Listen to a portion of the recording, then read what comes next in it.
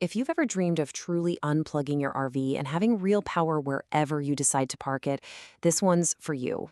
We're going to look at a super popular, budget-friendly inverter setup that honestly seems like a total no-brainer. But as we're about to find out, there's a hidden danger in this simple project that you absolutely have to know about. Just picture it for a second. You pull over to some beautiful, remote spot. You can fire up your coffee maker, maybe use the microwave, or charge up your laptop, and you can do it all without a noisy generator or needing a campsite hookup. That's the kind of freedom we're all after, and it's surprisingly easy to get. And the key to all that freedom is a device just like this one, a 2,000-watt inverter. It's got enough juice to run most of your essential appliances, but it's simple enough that the installation is pretty straightforward. This little box is the heart of the whole project. So what are we really trying to achieve with a setup like this? Well, the goals are perfectly clear. You want the installation to be simple, you want the cost to be affordable, and you want the product to actually be reliable. This isn't about building some massive, super complex system. It's about getting the most function with the least amount of hassle. Okay, so how does this all come together? At its core, the installation is incredibly direct. You're really just connecting the inverter to your batteries and then making a new outlet that you can plug your entire RV into. It sounds simple, right? And on the surface, it really is. When you look at the whole process, it basically breaks down into 4 main steps. First, you've got the AC side wiring. That's what delivers power out of the inverter to your RV's plug. Second, you have the DC side wiring, which uses these heavy-duty cables to bring power from your batteries to the inverter. Third is grounding the system, which is all about safety. And finally, you make the actual connection to your battery bank, which should always have a fuse for protection. And this right here is why it's so appealing. When you take a step back, the finished system is really just these 3 parts working together.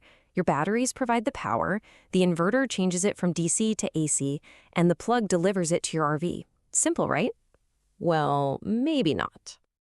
And this is where our simple little project takes a very sharp turn. Because hiding inside that elegant simplicity is a hidden, critical flaw that can actually sabotage your entire system if you don't know it's there. What if I told you that by plugging your RV into this new inverter, you could accidentally create a situation where your power system is literally at war with itself? Because that's exactly what can happen. This brings us to something that people call the death cycle. Let me break down what's going on here. The inverter is pulling power from your batteries to run everything in the RV. But one of the things it's powering is your RV's built-in converter, the device that's supposed to charge your batteries when you're plugged into shore power. So here's the crucial point. You end up in this totally ridiculous loop. The inverter drains the batteries to power the converter, which then tries to recharge the very same batteries it's draining from, just wasting a huge amount of energy in the process. It's crazy inefficient, it generates a lot of heat, and it will just destroy your expensive batteries in no time. All right, that sounds pretty bad, I know, but don't worry. Once you know about the problem, there are 2 really clear paths you can take to fix it and make sure your system is both safe and effective. So you've got 2 main options. There's a quick fix and there's a smart fix. The quick one is dead simple. Just go to your breaker box and manually turn off the circuit breaker for your converter anytime you're using the inverter. The smarter, more permanent solution is to install a dedicated electrical subpanel that handles all this for you automatically. And this table really lays out the trade-offs perfectly. The quick fix is super easy, but its reliability depends entirely on you remembering to flip that switch every single time. The smart fix, while it's more complex to install, is automatic and totally foolproof. It physically separates the circuits so that death cycle can never, ever happen. And this is where human error becomes the biggest risk, right? If you forget to turn the converter off, you'll drain your batteries. But if you forget to turn it back on when you get to a campsite, well, your batteries won't charge from shore power. Either way you slice it, that's bad news for your trip. So after looking at all the hardware, the installation steps, and this hidden danger, what's the most important thing to take away from all of this? Let's just do a quick recap. First, a 2,000-watt inverter is a fantastic and pretty simple way to get that off-grid power.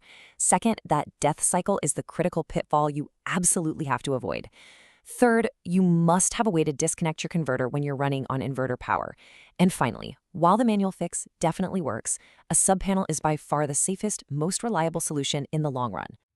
And that quote really just says it all. Anyone can connect a few wires, But the real success of a project like this comes from understanding the electrical logic. The secret isn't in the hardware, it's in the knowledge of how these systems actually interact with each other. So that leaves you with a decision. Are you going to go for the simple, manual solution and just trust yourself to remember that one crucial step every single time? Or are you going to invest a little bit more effort for a totally automatic, worry-free system? The choice, of course, is yours.